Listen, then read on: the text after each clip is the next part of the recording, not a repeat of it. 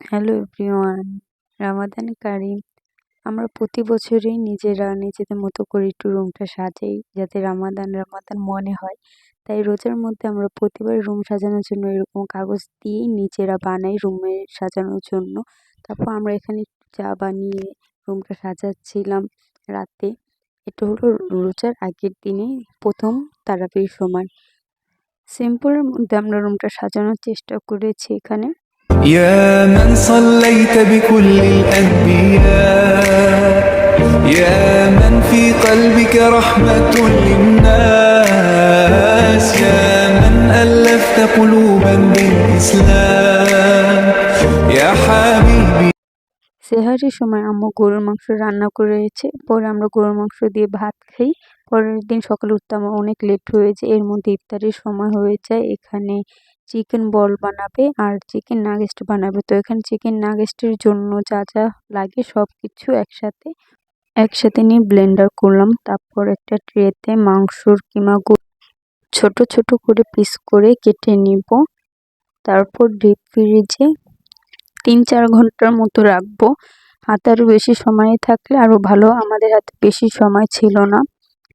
তারপর এখানে চিকেন বোলের জন্য সব কিছু গুছিয়ে নিয়েছি। তারপর সবগুলো একসাথে ব্লেন্ডার করে নেব।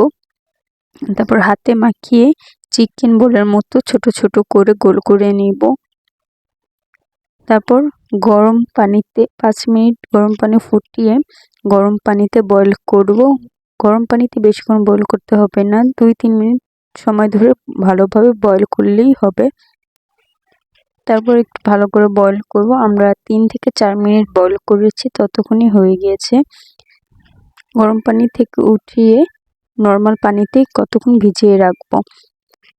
এখানে ব্রেড গাম নিয়ে নিয়েছি। চিকেন নাগেটসগুলো ডিমে ভালোভাবে ভিজিয়ে ব্রেড গাম মেখে নেব। তারপর এখানে সবগুলো মাখা হয়ে গেলে এখানে একটু রেস্টে রাখবো। ফ্রিজে রাখলে একটু ভালো হয়, যখন খাবো তখন একটু তেলে ভেজে নিলেই রেডি হয়ে যাবে।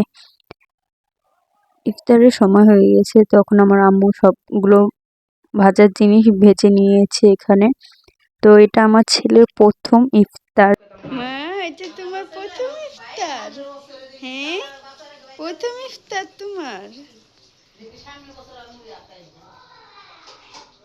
আমরা এখানে ইফতার করতেছি সবাই, এখনো শুরু হয়নি, এখন আরো ভাজা পোড়া করছে।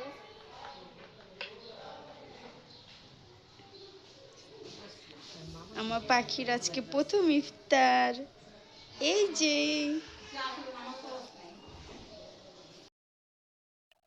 আমার ছেলের জন্য সবাই দোয়া করবেন। তো আজকের ভিডিওটা এখানেই শেষ। সবাই ভালো থাকবেন। আল্লাহ হাফেজ।